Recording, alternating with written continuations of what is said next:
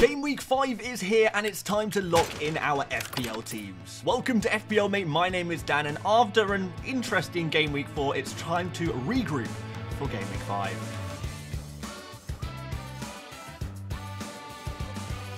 Before we get started today, this video is once again sponsored by Fantasy Football Hub, who are still running their 50% off and your money back if you don't win your mini league deal for the rest of the month. So guys, if you do want to check out this deal, make sure you are using the link at the top of the description. I use these tools all the time. They are so useful if you are a serious FPL manager, and we'll be having a look at their My Team tool a little bit more later on because it's just so useful for when I'm dealing with my own team. So why not share that with you guys as well? Looking at Game Week 4, it was an interesting one, wasn't it? It was one of those game weeks where everything that could have gone wrong did go wrong, and I looked at my team before the deadline and I thought, my team looks really good. I'm going to have a really good Game Week 4. But you know what FPL is like? It's like being in a thunderstorm. You know, when you are playing FPL, you are in that thunderstorm and you can go outside of your house into the thunderstorm, and it's more than likely that you're probably not going to get hit by a lightning bolt. You're just going outside your house. It's no big deal. Thunderstorms, the lightning's hitting everywhere. But sometimes, some game weeks, you will get hit by like 5 lightning bolts, and that's what happened in Game Week 4. So it's really difficult to strike that balance between, did I pick the bad players, or, you know, did things just go a bit wrong? And sometimes FPL is luck, and sometimes FPL is out of your control, and you just kind of have to roll with the punches a little bit there. Because, you know, I look through my players, a lot of my, you know, my defenders, for example, like having Crystal Palace, Liverpool, and Man City defenders, they were the 3 best clean sheet odds of any team, any teams in the Premier League for that week. You know, a lot of my other players, Diogo Jota, getting subbed off, you know, just a few seconds later, and he would be on 3 points. The person, Luis Diaz, who was subbed off alongside Jota, because he was kind of walking behind Jota, actually ended up on 3 points because he left the pitch just a few seconds later.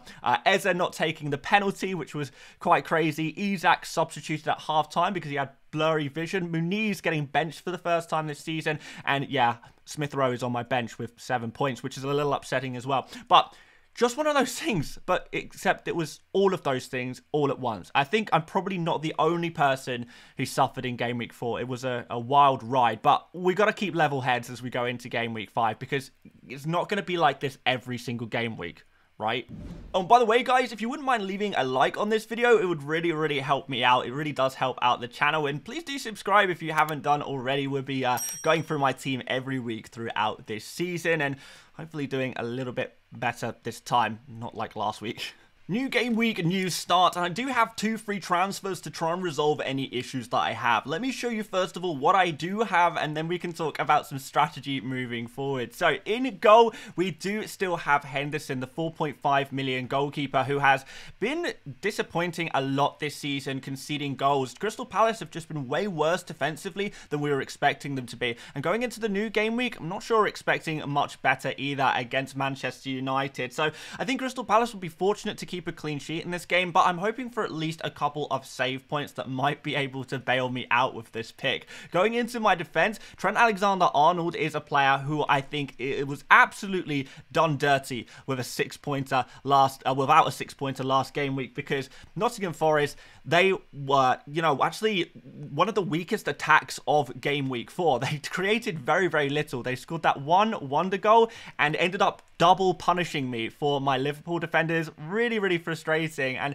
Trent is he just deserves more than 1-pointers, man, because he's creating so much. He's now up to 1.87 expected assists this season with no actual assists. How that's possible, I have no idea, but I know I keep saying this. The assists, they are coming. You can't create this much as a football player for an attack as good as Liverpool and never get any assists. It's not possible. Obviously, he's a set-piece man as well and did manage to get an assist in the midweek, which was pretty impressive for him.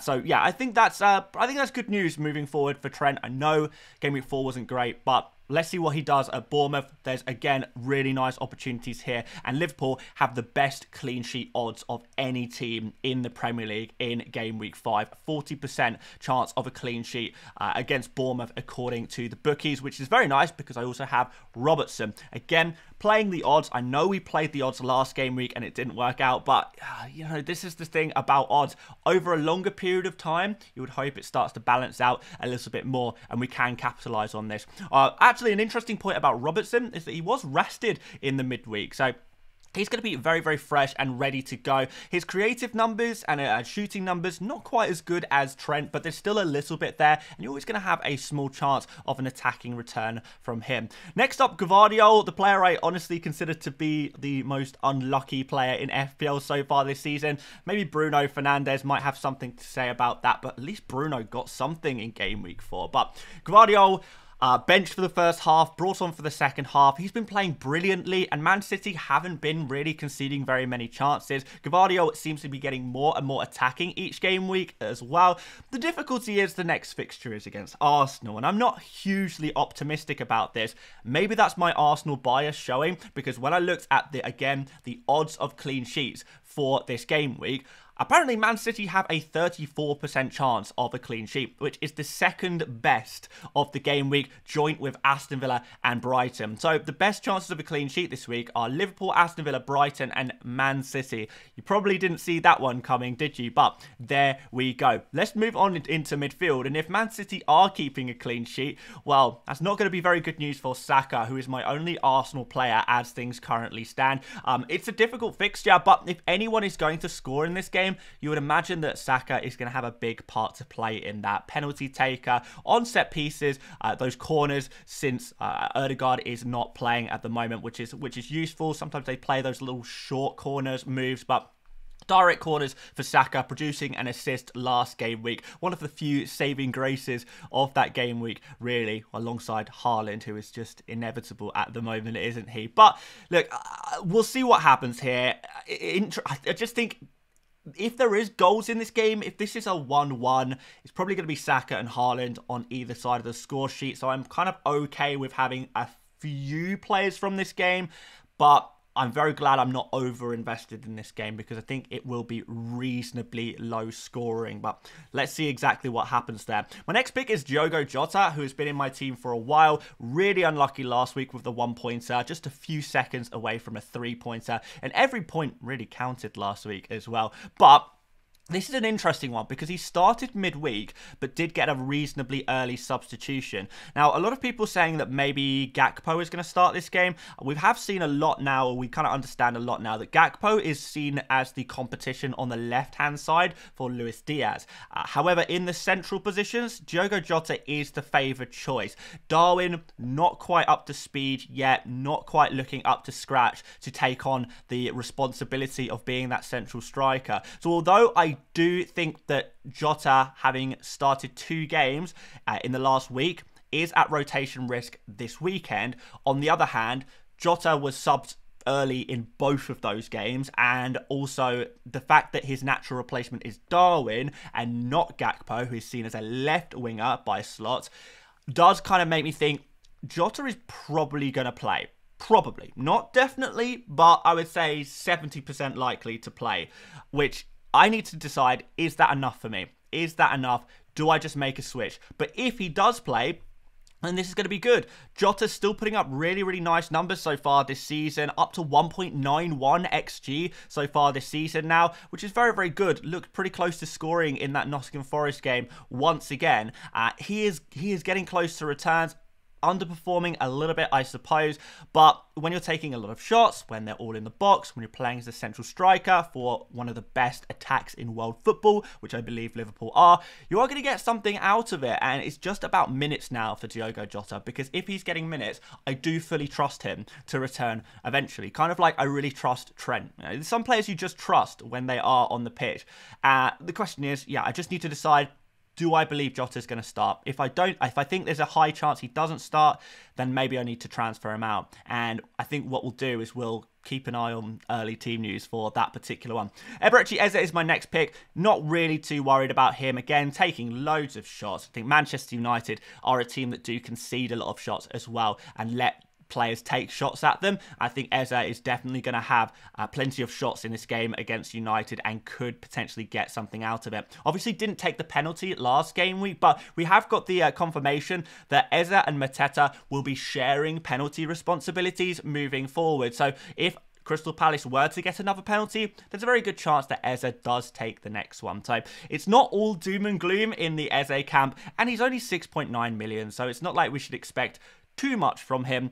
But at the same time, over the next 2 game weeks, I would like to see some returns, or he will be in very big trouble by the time we get to that Liverpool fixture in game week 7 and Forest away in 8, which is a pretty tough one as well. Smith Rowe is my next pick. Newcastle at home seems like more and more of a good fixture the further we go into the season, because they're conceding a lot of chances despite having some very favourable fixtures. So I am thinking Smith Rowe.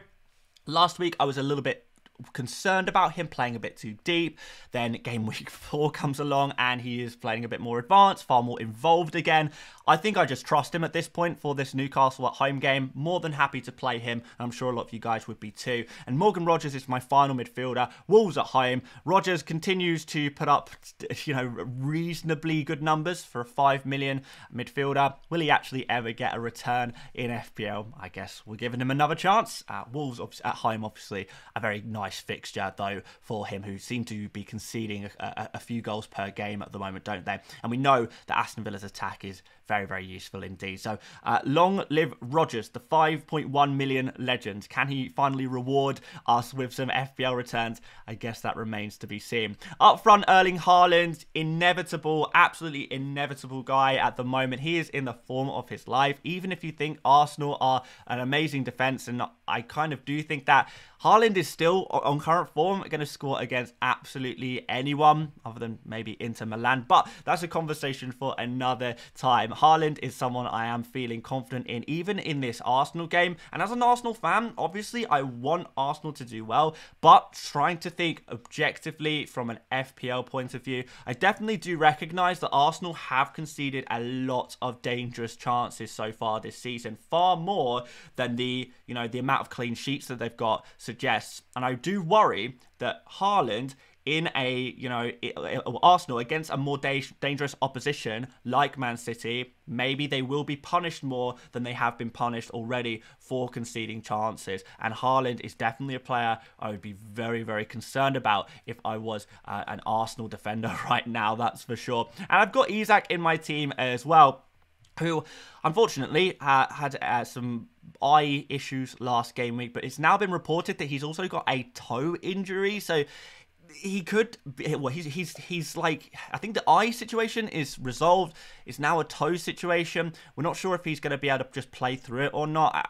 My understanding is it's not a severe issue, but it is a minor concern, and it could potentially rule him out of this game week. And if so, I've got a transfer to make. Well, I've got 2 transfers to make technically, but we're going to have to make a move. On my bench, we've got Valdemarson, not going to play him. Harwood, Bellis and Johnson facing up against each other, but they're going to stay on the bench. I am going to trust the clean sheet odds with Gvardiol, despite the more difficult fixture. And Muniz, given that I don't trust him for minutes anymore, considering he started the midweek League Cup game in a second string Fulham team, really, I just don't trust him for minutes this weekend at all. So he will be firmly on my bench. So we've got a couple of problem areas here, guys. Isak potentially injured. Muniz, don't trust him for minutes. Diogo Jota, I trust him more for minutes than Muniz, but again, it's not 100% secure, so I need to figure out what to do. Before we do that, my captain's armband is going to be on Haaland. I think on current form, I just don't doubt him against anyone. And like we mentioned earlier, Arsenal's defensive numbers outside of clean sheets, which I know is the important one, they're conceding a lot of chances, and I do believe Haaland can get something from that game. Vice captain is going to be on Eberechi Eze, although, I could go for like a Trent here, I suppose. That would be an interesting vice captain, but I think we'll go for an attacker in Eze, who I still have loads of faith in. Find yourself a partner as loyal to you as FPL Mate is as loyal to Eza. Let's talk about transfers. So guys, we are on the Fantasy Football Hub My Team tool, of course, link in the description if you want to use this out, get yourself a team rating. Yeah, brilliant tool, but I'm going to use it today to kind of talk about my transfers because I do have some very specific transfer plans, and yeah, it's good. I think it's good, and it's a little bit variable this week for exactly what I'll do. So by the way, we are still on a 94% team rating, so the numbers, the stats, everything is still suggesting that my team is still good despite last game week. And I don't want to overreact to last game week too much because I think we've got a lot of decent players in here, but obviously there are a couple of problem areas. Isak with the injury issue, and then Man City next game week. He is one of the first players on the chopping block for me right now, but I've got basically 4 transfers I'd like to make.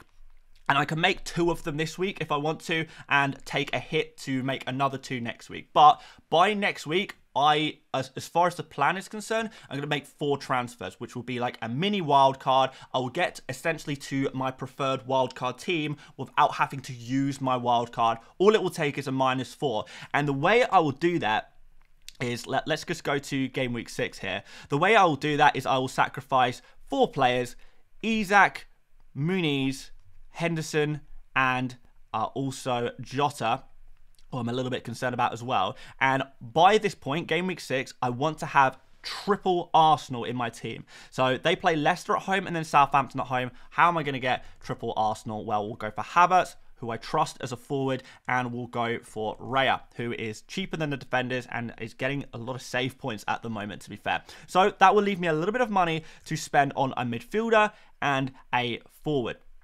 This could be done reasonably easy, to be fair. So what we can do is we can go for Mbeumo as our midfielder, leaves us 5.7, and ideally I would like João Pedro for game week 6. I know he might not quite be available for game week 5, which is why I kind of want to hold off on a forward transfer this week, because for game week 5, Havertz plays against City, so I don't want Havertz quite yet, and I don't want João Pedro quite yet either because of that with that injury that he's still carrying. If I do need someone for this game week, I can go for one of 2 players, and there's 2 players I like the look of the most, and let's just go down in price to 5.7 or less because that's going to be my budget. And the players are Strand Larsen and Vardy. So I like the look of Strand Larsen. His form is really improving, and the fixtures are going to get better for him eventually. And Vardy, penalty taker, seems to be in some form at the moment, not having a huge amount of chances, but he is finishing what he is. And I just want to go out, say perfectly clearly here, guys. I don't think suddenly Strand Larsen and Vardy are these amazing picks. They would be rotation players for me who I'd only play in specific game weeks, and I'll be looking to rotate Rodgers, Smith Rowe, and whoever this forward is. I would prefer it to be João Pedro because I trust in him a little bit more, but I understand that might be possible. So say if I was to do that, my team would now look something like this for game week 6, which is looking actually really, really strong. My team would be, this is essentially what a wild card team would look like anyway for game week 6, and all it's taken me is a -4 to do it. I have my triple Arsenal. I've still got a really nice strong defense here. We've got the likes of Haaland still in the team, and Mbeumo, new signing in there, and there's some other players, various players that work quite well as well. We'll be looking to continue to rotate between Smith Rowe, João Pedro, and Rodgers over the following game weeks, and we can maybe look to make some other moves as well. That will give me a team rating of 98%, by the way, guys. But I am going to refresh the page because obviously if I need to make a move this week, and the most likely move I'll need to make is Isak, I would have to make one of my 4 planned transfers. It's not going to be Havertz. Don't really want Havertz against Man City. Who do I go for? Do I forget João Pedro and go for Vardy instead? That is probably most likely is what I'm going to do.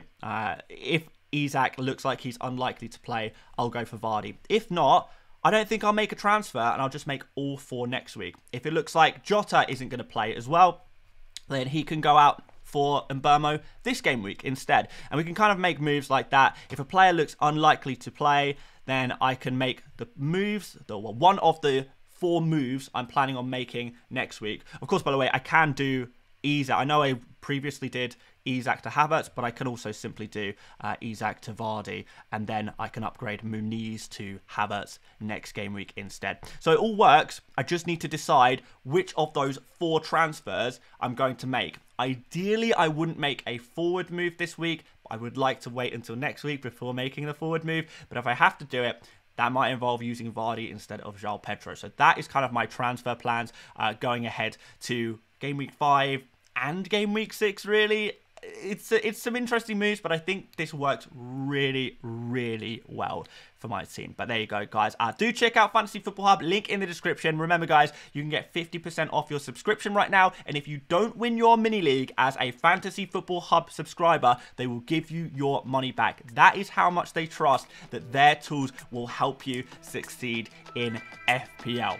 That's going to be it for me today. Make sure you drop a like before you go. Subscribe if you're new around here. Feel free to check out another video. This is the one YouTube thinks you'll like, and I will see you later, mates.